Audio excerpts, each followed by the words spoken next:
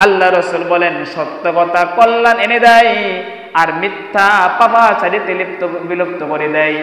মিথ্যা কথা বলার কারণে যখন আমরা পাপাচারিতে চলে যাব, আর যে ব্যক্তি পাপাচারিতে চলে গেল সে যেন জাহান্নামের দিকে দৌড়াইলো, আর যে ব্যক্তি সত্য কথা বলা শুরু করবে, সত্যবাদী হবে, সে পুণ্যের দিকে যাবে, আর পুণ্য সব সময় জান্নাতের দিকে অগ্রসর হয়ে যায়। বলি সুবহানাল্লাহ। এই জন্য মিথ্যা কথা বলা ছেড়ে দিতে হবে।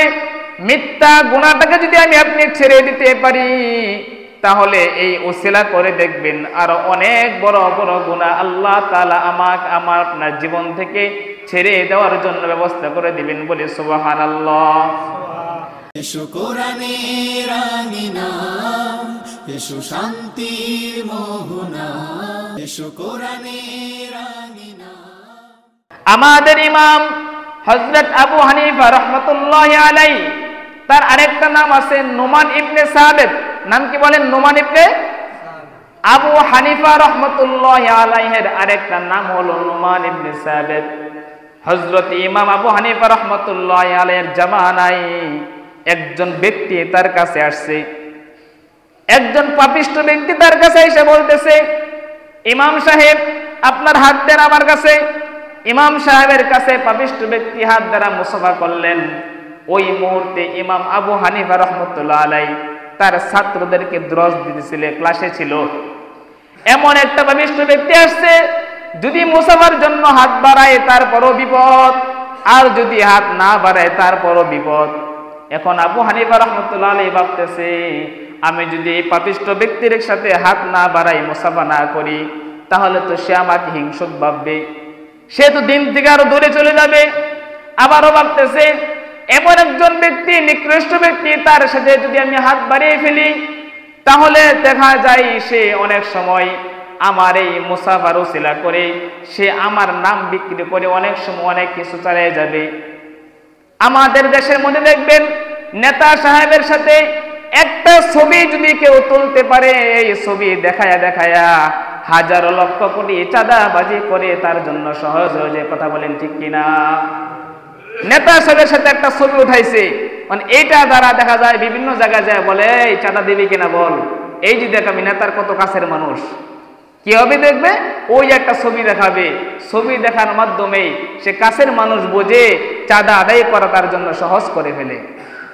তো এখন নুমান ইবনে সাবিত ভাবতেছেন, আজকে আমি যদি তার সাথে মুসাফা করি, তাহলে হতে পারে সে মানুষের কাছে যায় যায় বলবে, ইমামের সাথে আমার খুব ভালো সম্পর্ক, আমার অন্যায় কাজে কোনো বাধা দিও না। এরকমটা ভাবতেছিল। আবারও ভাবতেছে, না না, হতে পারে তার সাথে আমার এই সাক্ষাৎ হতে পারে তার জীবন পরিবর্তন হওয়ার মাধ্যম। বলে সুবহানাল্লাহ। এই জন্য ওলামায়ে কেরামগণ বলে, আলেম ওলামাদেরকে পরামর্শ দেয়, আলেম ওলামারা যখনই কোনো খারাপ ব্যক্তির সাথে মিশে, খারাপ ব্যক্তির সাথে কথা বলে, চলাফেরা করে, ওই আলেমের একটা দ্বীনি মুযাকারা থাকে, ওই খারাপ ব্যক্তিটাকে কোন ওসিলা করে সে দ্বীনের পথে আনবে। বলি সুবহানাল্লাহ। দুনিয়ার কোনো স্বার্থ থাকে না। একজন হক্কানি আলেম সে চেষ্টা করে যত খারাপ ব্যক্তি হোক না কেন, তাকে কোনোভাবে আল্লাহ তাআলার কুদরতে সেজদা দেওয়ার মতো সিস্টেম করা যায় কিনা।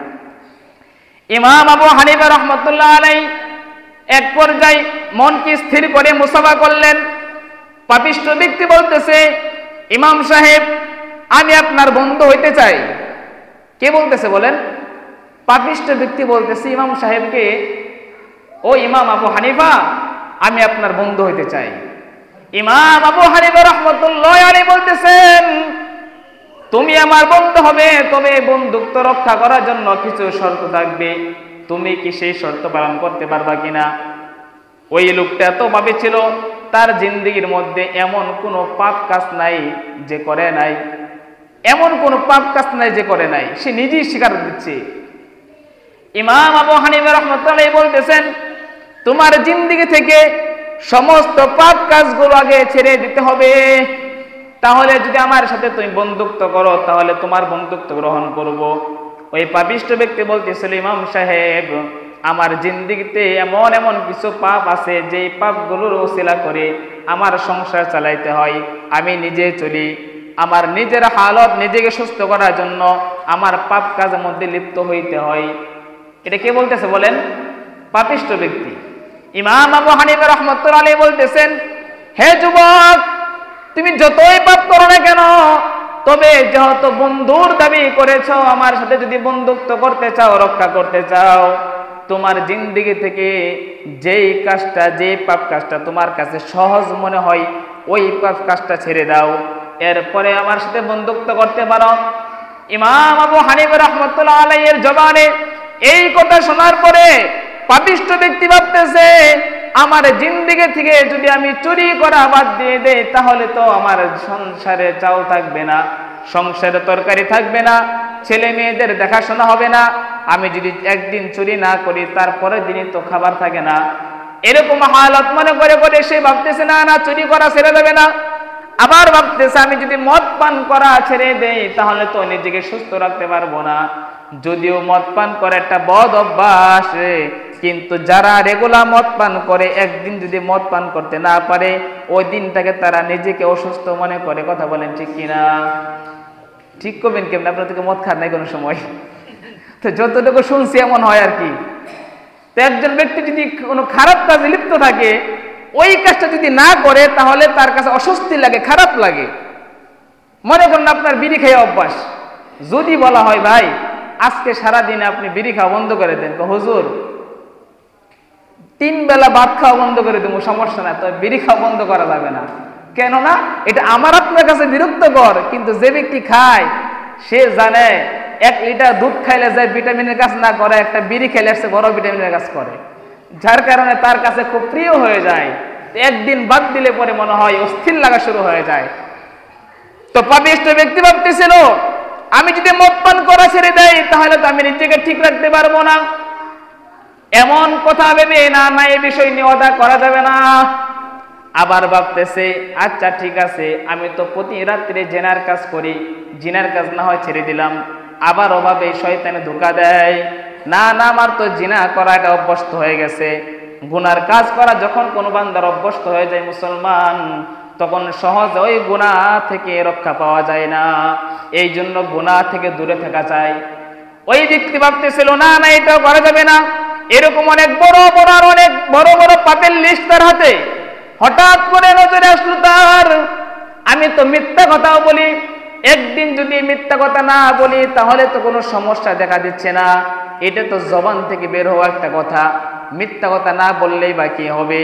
ইমাম আবু হানিফা রাহমাতুল্লাহ আলাইহির হাত ধরে বলতেছে, ও ইমাম সাহেব, আমি আপনার কাছে কথা দিলাম, ওয়াদাবদ্ধ হলাম, আমার জিন্দেগিতে যত কষ্টে পড়ি না কেন, যত সমস্যা হয় না কেন, আমার জীবন চলে যাবে, এরপরে কখনো মিথ্যা বলবো না। বলি সুবহানাল্লাহ।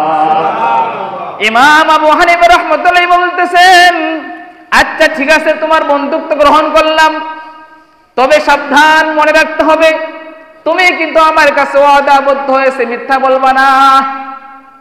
ওই পাপিষ্ঠ ব্যক্তিও মেনে নিয়েছে, ঠিক আছে হুজুর, আমি কথা দিলাম আপনার সাথে কখনো মিথ্যা বলবো না। ইমাম আবু হানিফা বলে, আমার সাথে না, পৃথিবীর কারো কাছে তো মিথ্যা কথা বলতে পারবো না। পাপিষ্ঠ ব্যক্তি বলতেছে, ঠিক আছে, সত্যি আমি কখনো কারো কাছে মিথ্যা বলবো না। এই কথা বলে যখন বিদায় হবে, আবু হানিফা রাহমাতুল্লাহ আলাইহি আবার ধরে ফেলেছে, বন্ধু, যেহেতু বন্ধুত্ব গ্রহণ করেছো, মাঝে মাঝে সাক্ষাৎ না হলে কিন্তু বন্ধুত্বর মর্যাদা টিকে থাকে না। একটা কথা আছে না, কায়া দেখলে মায়া বাড়ে। সাক্ষাৎ যদি না হয়, তখন সম্পর্ক ঠিক থাকে না। এই জন্য তো এখানে আমাদের পরিচিত যারা মানুষগুলো আছে, অনেক দিন পরে যোগাযোগ করলেই অনেকে আমরা বলি যে ভাই অনেক দিন ধরে সাক্ষাৎ হয় না, আসেন একদিন দেখা করি, কথা বলি। দেখা হইলে পরে সম্পর্ক স্থির থাকে। ইমাম আবু হানিফা রাহমাতুল্লাহ আলাইহি বলতেছে, বন্ধু, যেহেতু তুমি আমার বন্ধু হয়ে গেছো, তোমাকে আমি যত দেখবো তত ভালো লাগবে। তুমি মাঝে মাঝে আমার দরবারে আসবা, আমার সাথে সাক্ষাৎ করবা। এখনকার জামানার পীর সাহেব, কিছু পীর সাহেব আছে, ভক্ত যখন দরবারে আসে তখন বলে, দরবারে আসার সময় খালি হাতে আইসো না, সাথে কিছু নিয়ে আইসো। কি তখনকার জামানার ইমাম, তখনকার জামানার পীর সাহেব এমন ছিল না। তাদের উদ্দেশ্য ছিল, ভক্ত যদি আমার সাথে মাঝে মাঝে সাক্ষাৎ করে, তাকে এমন কিছু আমল দিয়ে দিতে পারবো যে আমলের উসিলা করে জিন্দেগি পরিবর্তন করে ফেলবি। সুবহানাল্লাহ। এই কথা শোনার পরে পাপিষ্ঠ ব্যক্তি বলতেছে, ঠিক আছে হযরত, আগামী 3 দিন পরে আপনার সাথে সাক্ষাৎ করব। ইমাম আবু হানিফা রাহমাতুল্লাহ আলাইহি এই সুযোগে বলতেছে, অবশ্যই 3 দিন পরে কিন্তু তুমি মিথ্যা বলেছো কিনা কথা কিন্তু যাচাই বাছাই করা হবে, অতএব এই কথাটা মনে রাখবা, তুমি কিন্তু মিথ্যা বলবা না। এই কথা সম্পন্ন হওয়ার পরে পাপিষ্ঠ ব্যক্তি বাসায় চলে গেছে। পাপিষ্ঠ ব্যক্তি চলে যাওয়ার পরে রাত্র যখন গভীর হয়ে যায়, প্রতিদিনের মতো তার অভ্যাস, সে চুরি করবে। চুরি করার জন্য যখন পরিপূর্ণ প্রস্তুতি গ্রহণ করে, বন্ধুর একসাথে মিলেমিশে চুরি করে। এক বন্ধু বলে, কি বন্ধু, আজকে কি তুমি যাইবা না? না, শরীরটা ভালো না, যাইতে মন চাইতেছে না। আসলে কি শরীর ভালো না, নাকি উপরওয়ালা তার মনের মধ্যে একটা ভয় দিয়ে দিছে? বুজুর্গ ছিলা করে বলি সুবহানাল্লাহ। এক পর্যায়ে বলতেছে, না শরীরটা ভালো লাগতেছে না, আজকে যাব না। এইভাবে পরের দিন যখন আবার বন্ধুরা মিলে চুরি করতে যাবে, তার একই উত্তর, না আমি যদি তোমাদের সাথে চুরি করতে যাই, তোমরা তো জানো না এই জামানার সবচেয়ে বড় আলেম, সবচেয়ে বড় ইমাম আবু হানিফা নুমান ইবনে সাবেদের সাথে আমার বন্ধুত্ব হয়েছে, তার সাথে কন্টাক্ট হয়েছে, তার সাথে চুক্তি হয়েছে, আমার জীবন চলে যায়, মিথ্যা বলবো না। আজকে যদি তোমাদের সাথে আমি গুনাহে জড়িত হয়ে যাই, যদি চুরির কাজে জড়িত হয়ে যাই, আগামী 3 দিন পর যদি আমাকে আমার বন্ধু জিজ্ঞাসা করে ফেলে, ও বন্ধু তুমি কি কখনো চুরি করেছিলে কিনা, তখন যদি বলি না চুরি করি নাই, তখন তো কথা মিথ্যা হয়ে যাবে। আর যদি সত্য কথা বলে ফেলি, তখন তো আমার বন্ধু কষ্ট পেয়ে যাবে। এই জন্য আমি নিয়ত করেছি, না আমার জীবনে আর কখনোই চুরি করব না, বলি সুবহানাল্লাহ। মুসলমান ভাইরা আমার, লম্বা ঘটনা। ঠিক এইভাবে তার প্রত্যেকটা গুনার ক্ষেত্র যখন চলে আসতো, গুনাহ করার যখন চাহিদা আসতো, ঠিক ওই মুহূর্তে এই মিথ্যার বিষয়ে তার মনে পড়ে যেত, না বন্ধু তোমাকে জিজ্ঞাসা করবে। আমার বন্ধু জিজ্ঞাসা করার পরে যদি আমি মিথ্যা আবারও বলে ফেলি, তাহলে তো বন্ধুত্বর মর্যাদা নষ্ট হয়ে যাবে। এক পর্যায়ে গভীর চিন্তা ফিকির করে ভাবতেছেন, আজকে আমার বন্ধু কষ্ট পাবে, এই জন্য বন্ধুর সাথে মিথ্যা বলতেছি না। বন্ধুর ছাত্র, বন্ধুর শাগিরতরা সবার সামনে মিথ্যা বলা আমার জন্য লজ্জাজনক মনে হচ্ছে, এই জন্য আমি মিথ্যা বলতেছি না। আজকে যদি আমি মিথ্যা বলা গুনাহ চালু রাখি, হাসরের ময়দানে লক্ষ কোটি মানুষের সামনে, নবীগণের সামনে, ফেরেশতাদের সামনে, হাজারো মুসলমানদের সামনে, পিতামাতার সামনে, ওস্তাদদের সামনে, তখন যদি রব্বে কারিম আমাকে জিজ্ঞাসা করে, ওই কঠিন মুসিবতের সময় আমি কিভাবে এই মিথ্যা কথা বলবো, এবং কি তখন তো অবশ্যই আমার লজ্জিত হতে হবে। আজকে যদি আমার বন্ধু কষ্ট পাবে, এই কথা ভেবে যদি আমি মিথ্যাটা প্রকাশ করতে না পারি, তাহলে তো আমার জীবনে যে আরো অনেক বড় বড় গুনাহ আছে, এই গুনার কাজগুলো যখন হাসর ময়দানে প্রকাশ হয়ে যাবে, তখন আমার কাছে কতটা কষ্ট লাগবে।